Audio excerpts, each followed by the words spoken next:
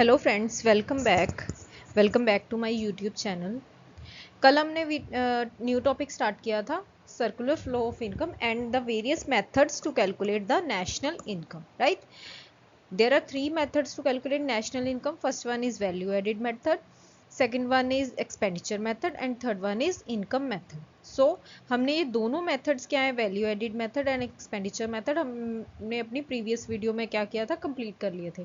So today we are going to discuss about the third method, that is income method. Income method क्या होता है? The income method calculates the national income based on factor incomes, right. कहते हैं वो वाली जो कि national income को किस बेसिस पे कैलकुलेट करना है, on the basis of factor incomes. The income received by every resident of a country for the productive services provided by them during a year are added together to determine the national income of a country, right. कोई भी resident होगा country का, जो भी productive services produce की जा रही हैं उसके लिए, उसके थ्रू, तो वो हमने क्या करना है, पूरे ड्यूरिंग अ ईयर उनको ऐड बैक कर देंगे. सो हमें क्या मिल जाएगी, हमारी national income of an economy. In other words, under the income method of calculating national income, all incomes of a country accruing to the factors of production, right. जो भी incomes होंगी कंट्री की, जैसे कि हमें एक्रू हो रही है to the factors of production through rent, wages, interest and profit, are added up together for the determination of national income, right. उनको क्या हम कर देंगे, एड ऑन कर देंगे to determine national income. This method is widely known as the factor payment method और distributive share method. Distributive share method means कि जो भी हमने फैक्टर्स ऑफ प्रोडक्शन प्रोवाइड करे हैं उसका क्या हमें एज अ शेयर क्या रिसीव हो रहा है, फैक्टर पेमेंट्स रिसीव हो रही हैं. The total of all the income earned by factors of production within a domestic territory of a nation is known as domestic income, right. कोई भी income receive हो रही है earned by the factors of production with in the domestic territory, वो क्या होगी, हमारी domestic income, right. जिसको क्या बोलते हैं हम, net domestic product at factor cost, right. According to Hansen क्या कहते हैं, net domestic income is the income generated in the form of wages, rent, interest and profit in the domestic territory of a country by all producers in an accounting year, whether they are normal residents or non residents, right.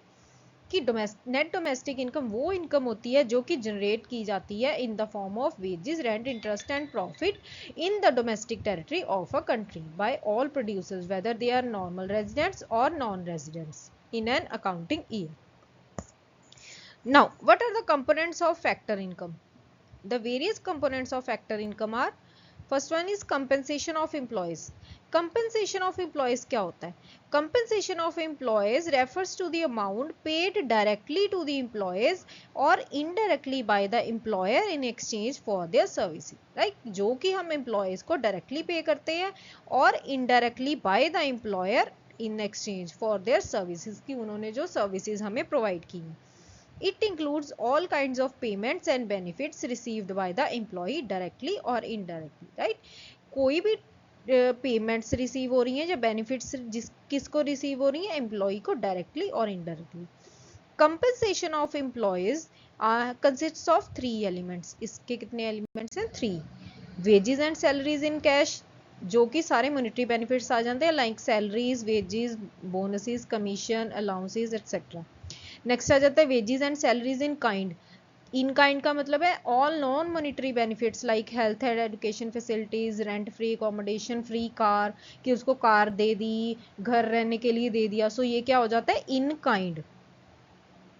An imputed value of such benefits should be calculated in national income. Employers contribution to social security scheme. Third one is employer का contribution किस में आ जाता है, social security schemes में.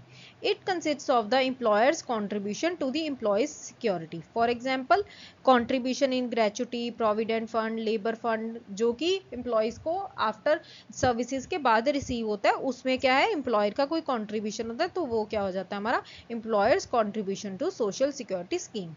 The main aim of these contribution is to ensure employee security. Employees की security के लिए जो ये contributions किए जाते हैं उनको क्या कहते हैं, employers contribution to social security schemes. Clear? Now 3 exceptions in the elements of compensation of employees.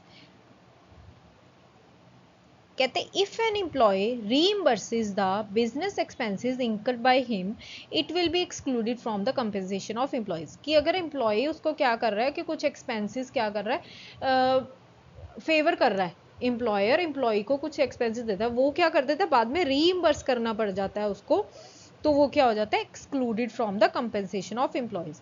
It is because these types of expenses are a part of intermediate consumption of business enterprises. Right, so ये क्या है, ये वाले expenses क्या करेंगे हम लोग exclude करेंगे. Next, wages and salaries in kind do not include any non-monetary benefit which is essential for work and in which there is no discretion on the part of employees. Right? कहते हैं wages and salary जो कि in kind में दी जाती हैं, जहाँ पे कोई non-monetary benefit नहीं होता and जो कि ज़रूरी होती हैं काम के लिए. For example, payments for uniforms worn by employees during working hour are a part of intermediate consumption of business enterprises. So ये वाली भी जो wages and salaries उनको मिलती हैं, so उनको भी include नहीं किया जाता. If a third party, say an insurance company, contributes to the social security of an employee, it will not be included in compensation of employees. Right? कि कोई इंश्योरेंस कंपनी क्या कर रही है, कंट्रीब्यूट कर रही है social security of an employee, तो वो भी इंक्लूड नहीं किया जाएगा.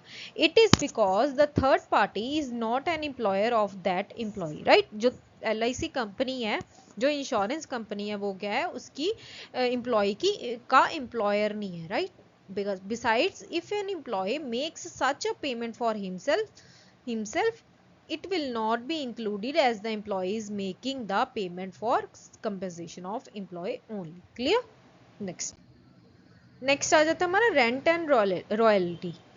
Rent is that part of the factor income that arises from ownership of a land and building. Right? Rent हमें क्या कब आता है, रेंट वो फैक्टर इनकम है जो कहाँ से आती है कि हमारे पास किसी लैंड की ओनरशिप है, बिल्डिंग की ओनरशिप है, किसी प्रीमिसेस की ओनरशिप है. Right, rental income includes both actual rent obtained from lent out land and imputed rent obtained from self occupied land. Right? Rent दो तरह से होता है, एक तो एक्चुअल रेंट कि हमने कोई चीज अपनी लैंड को क्या है लेट आउट रखा हुआ है यानी रेंट पे दी हुई है, तो उससे हमें जो एक्चुअल रेंट में रिसीव हो रहा है वो हो जाता है हमारा एक्चुअल रेंट. इम्प्यूटेड रेंट वो हो जाता है कि जो ओनर है सेल्फ ऑक्युपाइड है उसका, कि किसी घर में खुद का घर लेके कोई ओनर रह रहा है, तो उसका जो रेंट होता है वो क्या होता है imputed rent. The imputed rent of a self-occupied house is calculated at the market value of that house. Right? Imputed rent कैसे calculate किया जाएगा कि उस house का market value क्या है. रॉयल्टी क्या होती है, refers to the income earned from granting leasing rights for self owned assets. For example mineral deposits like coal, natural gas, iron ore etcetera. Owners can earn more than royalty by giving mining rights to the contractors. Right, कुछ कहते हैं leasing rights होते हैं जो self owned assets होते हैं जिनको कि हम क्या करते हैं आगे यूज करने की परमिशन दे देते हैं, सो उससे हमें क्या रिसीव होती है लॉयल्टी. फॉर एग्जांपल कि जैसे कुछ मिनरल डिपॉजिट्स हो गए लाइक कोल हो गई, नेचुरल गैस होगी, सो इससे क्या ओनर अर्न करते हैं बाय रॉयल्टी. राइट, नेक्स्ट आ जाता है हमारा interest. Interest refers to the income earn from lending funds to the production units, कि जब हम लोग पैसा फंड्स प्रोडक्शन यूनिट्स को देते हैं तो हमें क्या रिसीव होता है उस पर rent, interest. It includes both actual and imputed interest provided by entrepreneurs. Interest income consists of the interest on loans taken for productive services. Right? It does not include interest paid by one firm to another, interest paid for loans by a consumer taken for consumption, and interest paid by the government on public debt. Clear? Next आ जाता है हमारा profit. Profit क्या होता है, profit is the income और reward of the entrepreneur for his contribution to manufacturing of goods and services. Right, कि जो इनकम और रिवॉर्ड होता है एंटरप्रेन्योर का कि उसने अपनी कंट्रीब्यूशन दी है for manufacturing goods and services, वो क्या हो जाता है उसकी income. In other words, it is the residual income that an entrepreneur earns after paying off all the factors of production. Right? जो भी सारी पेमेंट्स करने के बाद कोई भी इनकम बचती है, सो वो क्या हो जाता है हमारा profit. The profit earned is used for three purposes.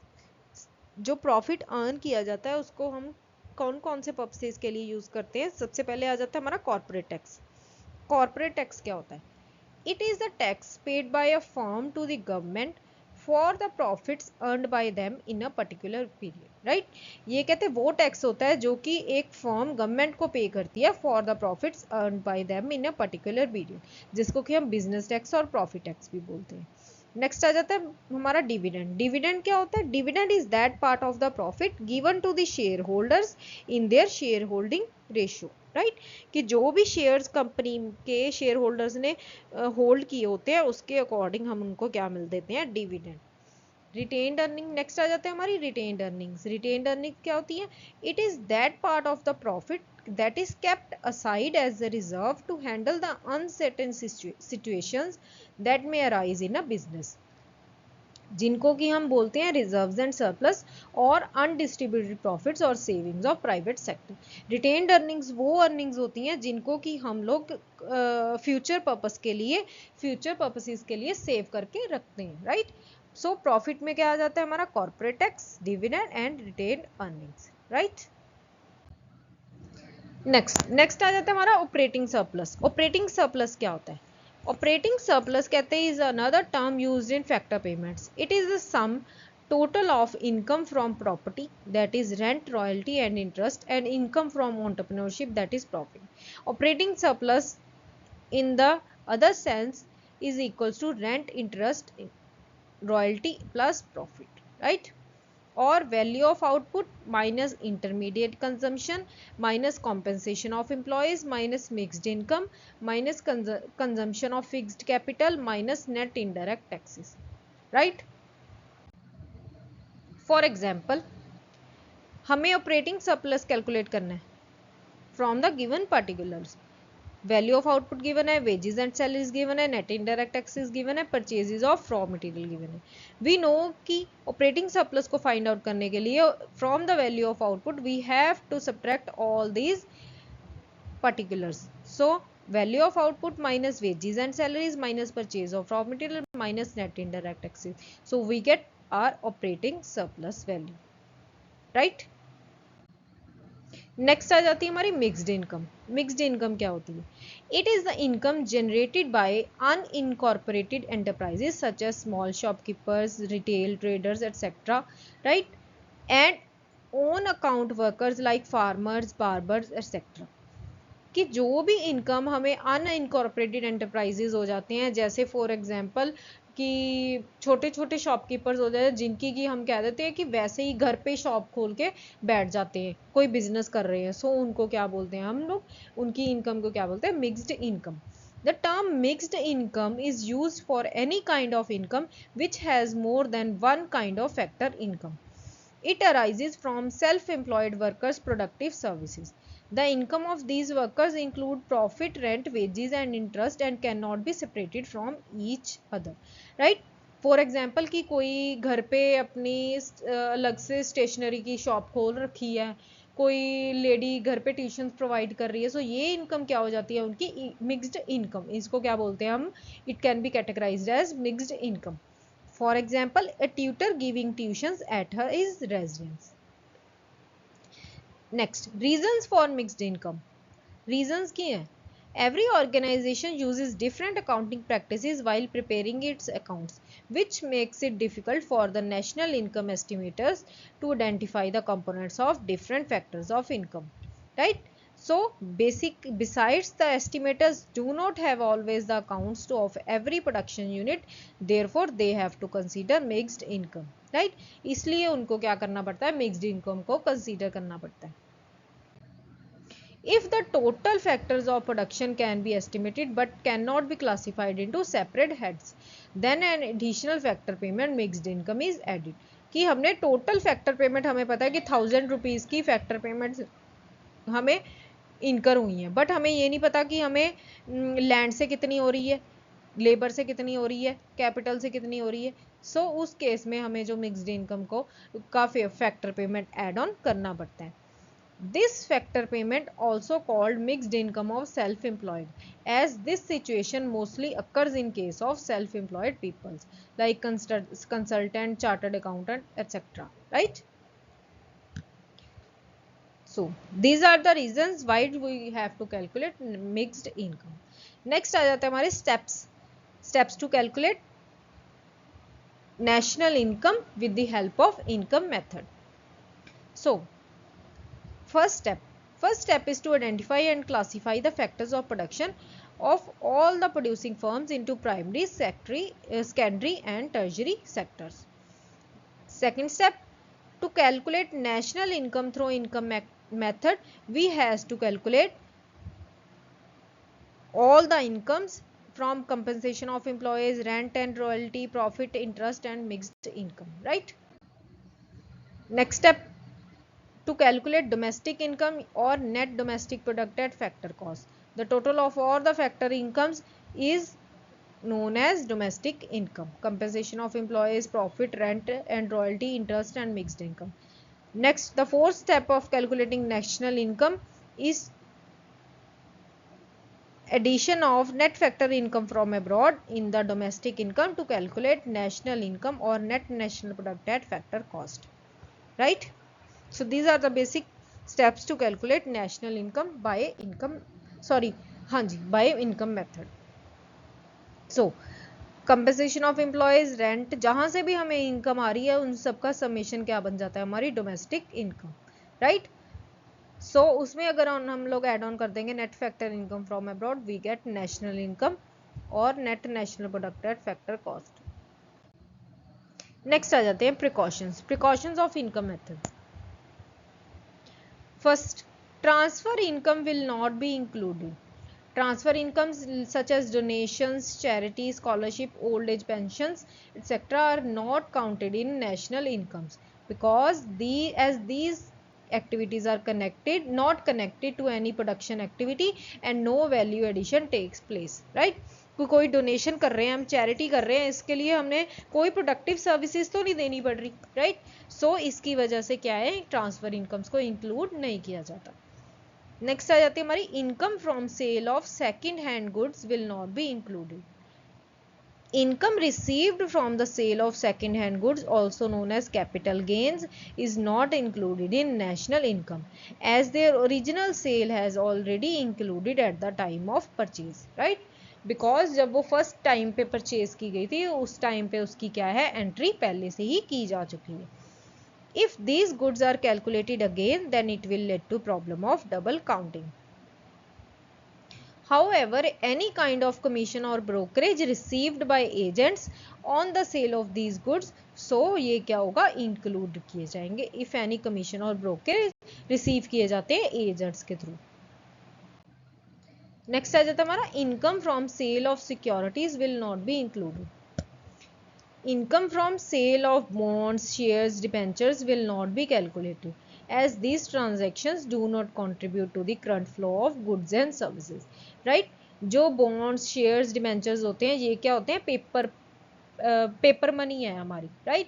सो इनकी वजह से जो हमारी गुड्स एंड सर्विसेज का करंट फ्लो है वो क्या है, उसमें कोई कंट्रीब्यूशन नहीं है. सो देयरफॉर ये आइटम्स क्या हैं, इंक्लूड नहीं किए जाते in the national incomes.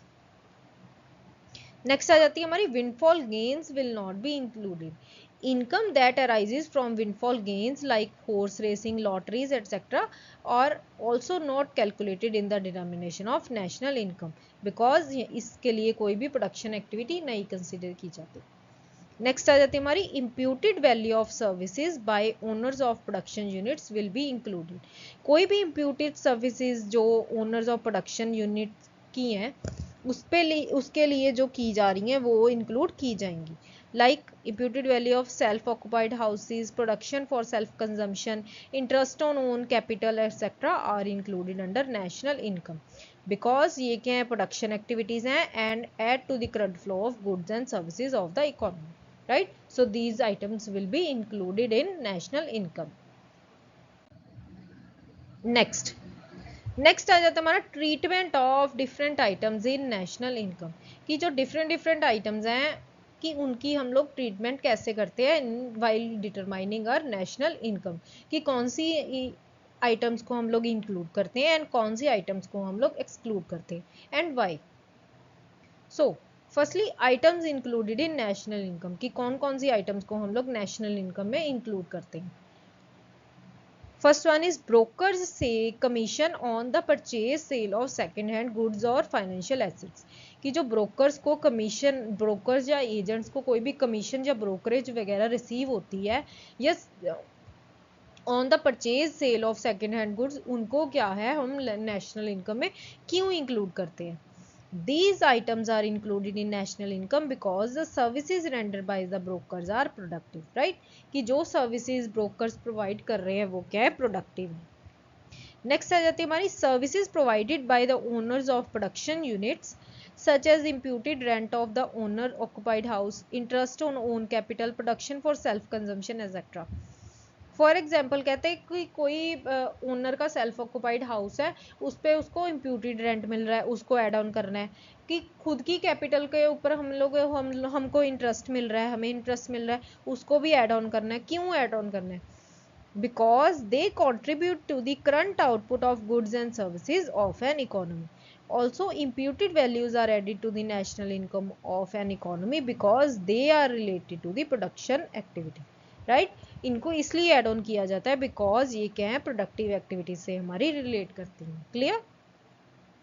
Next आ जाती है हमारी कैपिटल फॉर्मेशन यानी कि investment, such as the purchase of machinery by a firm, water pump purchase by a farmer, addition to stock, construction of a new house etc. So these items are also included because they are a part of gross domestic capital formation. ये क्या है? एक तरह से investment कर रहे हैं हम, जिसके कि हमें फ्यूचर में रिटर्न्स मिलेंगे। सो इसलिए इनको क्या है? बिकॉज ये क्या है? किसका पार्ट है? Gross domestic capital formation. So these items will also be included, right? Next आ जाती है हमारी payment of bonus, free clothes givens to the workers, contribution to provident fund by employer, house rent allowance, rent free home given by employer, right? Subsidized lunch services to the workers, free medical facilities जो कि employees को provide की जाती हैं। So these items are included in national income because they are a part of the compensation given by employers to their employees for their productive services, right? क्योंकि ये items क्या हैं? employers प्रोवाइड कर रहे हैं किनको? अपने एम्प्लॉयर्स को, जो कि उनके लिए काम कर रहे हैं, राइट? उनको क्या है? प्रोडक्टिव सर्विसेज दे रही हैं। So therefore these items also included in national income. Next आ जाती है payment of bus fare by households, insurance premium paid by employees, examination fees paid by students etcetera. These items are included in national income because they are a part of private final consumption expenditure. Because हम अपने private purposes के लिए कोई भी expenditure कर रहे हैं, consumption कर रहे हैं, so वो क्या कहाँ पे include होगी? हमारी private final consumption expenditure. So therefore they are also included in national income. Next, profit earned by an Indian company from its branches abroad, rent received by Indian residents on their buildings rented out to foreigners, profits earned by a branch of an Indian bank in London etc. Right? कहते कोई भी Indian company को profits हो रहे हैं जिसकी branches कहाँ पे हैं? अब्रॉड में है। रेंट रिसीव कर रहा है Indian residents on their building, जो कि हमने फॉरेनर्स को रेंट पे दी हुई है। सो ये आइटम्स क्यों इंक्लूड होती हैं? Because they are a part of factor income from abroad, right? क्योंकि ये सब हमारे पास कहाँ से इनकम रिसीव हो रही है? From outside the country, right? Next, free services by the government including dispensary, education etc. and government spending on street lighting. कोई भी free services government provide कर रही है like dispensary, education, scholarships etc. So these items are included in national income because they are a part of government final consumption expenditure. Because ये किसका part है? Government के final consumption expenditure का, right? Next, expenditures incurred by a foreign tourist in the country. कोई foreign tourist आया है, वो अपनी कंट्री में क्या कर रहा है? एक्सपेंसेस कर रहा है। सो as the expense made by a foreign tourist and goods exported are produced within the domestic boundaries of a country, they are included in the determination of economy's output, right? Because जो कहते production है वो कहाँ पे हो रही है, हमारी डोमेस्टिक बाउंड्रीज के अंडर हो रही है. So therefore these items are also included in national income. Next, interest on loans paid by commercial banks. कोई इंटरेस्ट है, लोन्स पे इंटरेस्ट प्रोवाइड किया जा रहा है कमर्शियल बैंक्स के थ्रू, तो interest is paid on loans taken by commercial banks for productive services. Because उन्होंने कहते हैं बैंक्स ने जो लोन्स लिए होते हैं वो किसके लिए लिए होंगे, प्रोडक्टिव पर्पसेस के लिए. So therefore these are also included in national income. Now, items not included in national income. Now the various items which are not included in national incomes are: first one is transfer incomes and payments like scholarships, old age pensions, unemployment allowance, expenditure on birthday, marriage, meals to beggars, compensation given to accident victims, etc. So ये क्यों हमारी national income calculate determine करते हुए add on नहीं किए जाते? These items are not included in national income because they are not connected with any kind of production activity. Also there is no value addition for these incomes and payments, right? Because कहते हैं ये किसी भी production activity से connect नहीं है, इससे हमारी जो goods and services का flow है वो क्या है, उस पर कोई इफेक्ट नहीं पड़ रहा. So therefore these items are not included in national income. And इधर यहाँ पे कहते कोई भी वैल्यू एडिशन नहीं हो रही. So therefore these items are excluded from national income. Next, compulsory transfer payments like interest tax, indirect taxes and capital gains, etc. Compulsory transfer payments are not included in national income because these are just transfer payments and government does not promise any service in return. क्योंकि ये सिर्फ क्या है, transfer payments हैं, government कोई भी service की उसमें प्रॉमिस नहीं करती, राइट. नेक्स्ट आ जाती है हमारी sale and purchase of financial assets like bonds, shares, debentures. Because ये क्या होती हैं, ये सिर्फ एक पेपर मनी पे होती हैं, राइट. इनसे क्या है, हमारी जो गुड्स एंड सर्विसेज के करंट फ्लो पे कोई कंट्रीब्यूशन नहीं होता. सो ये इसलिए ये क्या किए जाते हैं, एक्सक्लूड किए जाते हैं. Because these transactions do not make any contribution to the current flow of goods and services, these are just paper claims and its sale and purchase change the title of the asset only, right. Next आ जाती है हमारी windfall gains like winning from lottery, contest, horse races, etcetera. Because कोई भी production activities में involve नहीं होती, as no production activities involve, so these are not included in national income. Next आ जाती है हमारी non market transactions like kitchen gardening, domestic services rendered by हाउसवाइफ्स, a parent teaching is her child, और leisure time activities like making art, painting house, etcetera. Non-market transactions are not included in national income because ascertainment of their market value is difficult.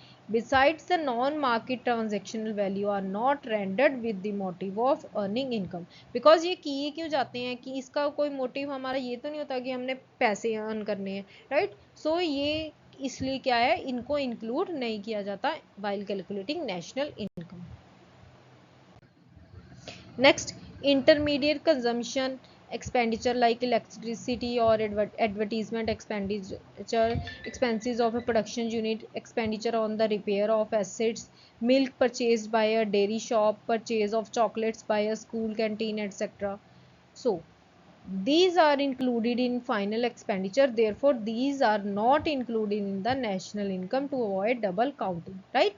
क्योंकि इनको क्या किया जाता है, ये intermediate consumption expenditure है, इसलिए उनको क्या है, फाइनल एक्सपेंडिचर में पहले ही इंक्लूड किया जा चुका होता है. So therefore to avoid double counting these are not included in national income. On the other hand, sale or purchase of second hand goods like old car, old machinery, old house, old scooter. So ये भी इसीलिए because sale and purchase of second hand goods are already included in the year when the original transaction of sale and purchase was made. Therefore, these are not included in the national income of the current year. However कोई भी commission and brokerage अगर इन transaction पे include होती है तो वो क्या होगी, हमारी नेशनल सर्विसेज नेशनल इनकम में इंक्लूड की जाएगी because they are made for rendering productive services, right. Next आ जाती है हमारी capital loss like destruction of factory, land, machinery etcetera by natural calamities. As capital losses do not affect the national income of an economy directly, so these are not included in national income, right? Because ये वाली capital losses क्या है, हमारी national income को affect नहीं करते. Next आ जाती है हमारी capital gains like profits due to an increase in the price of land, building, shares और income from the sale of financial goods, second hand goods. कहते capital gains do not add anything to the flow of goods and services in the economy, therefore they are not included in national income. Because कहते capital gain कुछ भी add on नहीं कर रहा हमारी flow of goods and services में, so therefore ये items क्या हैं, एक्सक्लूड की जाती हैं from the national income. Next, national debt interest or the interest paid by household to the commercial bank. Any interest paid on the loans taken from consumption purposes is not included in national income. कि कोई भी interest हमने जो loan construction purposes के लिए लिया है, consumption purposes के लिए लिया है, सो उस पर कोई भी इंटरेस्ट क्या है अगर हमें रिसीव हो रहा है, सो वो इंक्लूड नहीं किया जाएगा इन the national income. Next, determine whether or not the following transactions items will be included in national income of an economy and give reason for the same. अभी हमने बताना है कि क्यों ये वाली आइटम्स इंक्लूड की जाएंगी एंड क्यों नहीं की जाएंगी, right? First, national debt interest. So it will not be included in national income of an economy because it is the interest paid by the government on the loans taken to meet his consumption expenses. Because कहते ये वो interest है जो कि government pay करती है on the loans taken to meet his consumption purposes. Next आ जाता है imputed rent on a self occupied house. We know जो imputed rent on the self occupied house वो क्या किया जाता है, एड ऑन किया जाता है to the national income because people living in this house are enjoying housing services similar to the rented houses, right? next आ जाती है हमारी old age pension. Old age pensions will not be included in national income of an economy because it is a transfer payment made by the government and is a transfer income for the purpose receiving pension. So as there is no value addition from these incomes and payment. कि government क्या करती है, income payment transfer करती है and जो receiver होता है वो रिसीव करता है जिसको कि पेंशन रिसीव हो रही है. सो यहाँ पे कोई भी एड ऑन नहीं हो रहा, इनमें कुछ भी प्रोडक्टिव सर्विसेज नहीं हो रही, so therefore these items are excluded from national income. Next आ जाता है हमारा sale of second hand car. The money received from the sale of second-hand car will not be included in national income because it was already included in the year it was originally purchased by the owner, right? Next, earning from an internship in a company by a student. It will be included in the national income because the student has received income for the productive services provided by him to the company, right? Because ने student को क्या हो रही है, income receive हो रही है जो कि उसने सर्विसेज क्या है कंपनी को प्रोवाइड की, right? Next, treatment of different items in domestic income. अभी हमने कहा क्या किया था, treatment of different items in national income. Now treatment of different items in domestic income. सबसे पहले डोमेस्टिक इनकम्स क्या होती है. Domestic income of an economy consists of income earned, that is only factor income and not transfer income by all production units, whether they are residents or non-resident located within the domestic boundary of a country, right? As the reward for their productive services or contribution to the flow of goods and services in the current year. Domestic income कहते हैं वो income होती है जो कि चाहे resident हो non resident हो, बट प्रोडक्शन एक्टिविटी कहाँ पे हो रही है, only with in the domestic territory, right? It is always not necessary that all items are included in domestic income or also included in national income. कि जो भी domestic income में include हो रही हैं items वो national income में भी होनी चाहिए. सिमिलरली नेशनल इनकम में जो इंक्लूड हो रही है वो भी जरूरी नहीं है कि हमेशा डोमेस्टिक इनकम में होनी चाहिए, right? So Examples of items included in national income but not in domestic income. So कि जो items national income में include होती हैं but domestic income में include नहीं.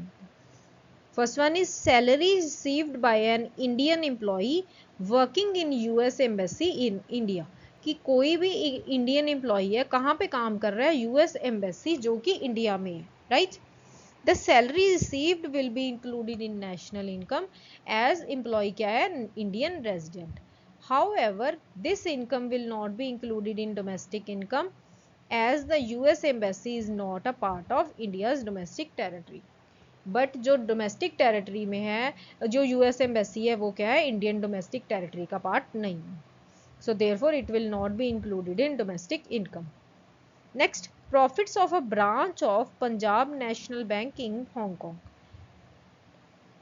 The profits earned by a branch of Punjab in Hong Kong, branch of PNB in Hong Kong will be included in national income as it is a part of factor income from abroad, right. So इसलिए ये क्या है, national income में include की जाएंगी.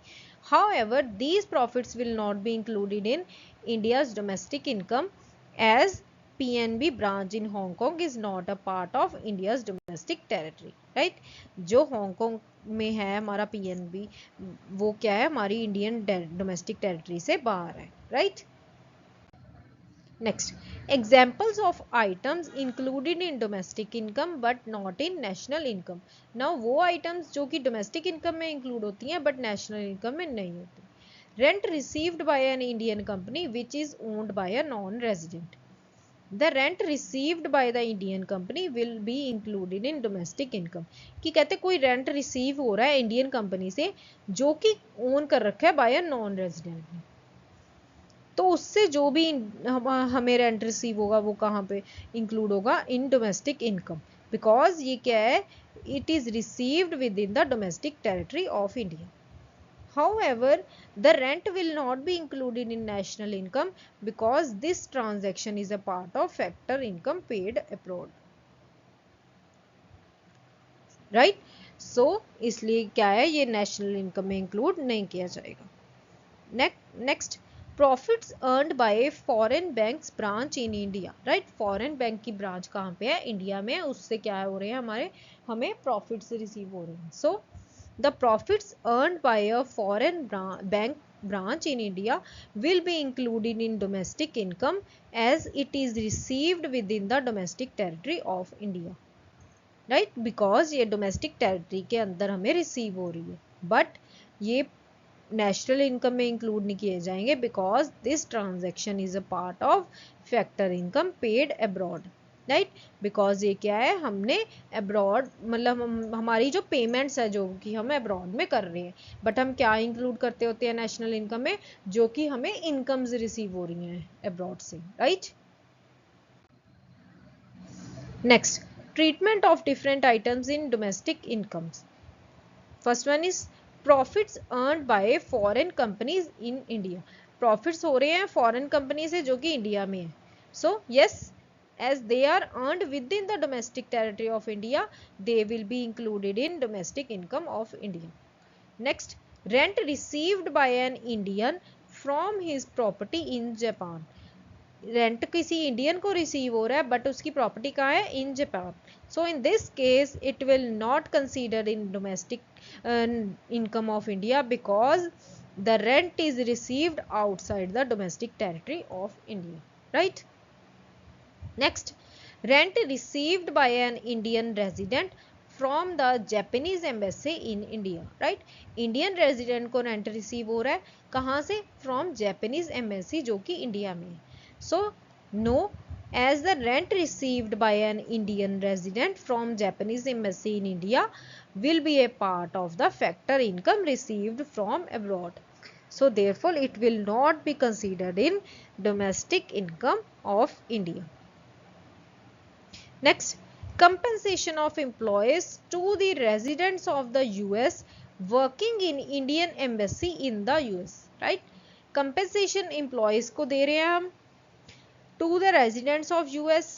Residents कहाँ के हैं, यूएस के हैं, जो वर्क कहाँ पे काम कर रहे हैं, Indian embassy in the US. So yes, as these are earned by the Indian embassy which comes within the domestic territory of India. So therefore they are included in domestic income. Next आ जाता हमारी capital gains. Capital gains को हम लोग include नहीं करते because when there is a rise in the price of assets and do not add anything to the flow of goods and services in the economy, right. Next services rendered by हाउसवाइफ्स. कि कोई services हाउसवाइफ्स क्या कर रही हैं, render कर रही हैं. So these are also not included in domestic income because as it is not possible to determine the market value of the services rendered by housewives. Next आ जाती है हमारी windfall gains like lotteries, lottery tickets होगी, horse races होगी. So as windfall gains do not add anything to the flow of goods and services, so they will not be included in domestic income, right. Next आ जाती है payment of bonus by a firm. So ये क्या है, हमारी income है. So as payment of bonus by a firm is a part of compensation of employees, it will be included in domestic income. So ये क्या होगी, हमारी domestic income में इंक्लूड की जाएंगी. So this is it for today's video. I hope you like my video. Please subscribe my channel Renu Mittal coaching classes. मैं ऐसे ही अच्छा कंटेंट लेके आने की आपके लिए हमेशा ट्राई करूँगी. So please like my videos and subscribe my channel. Thank you.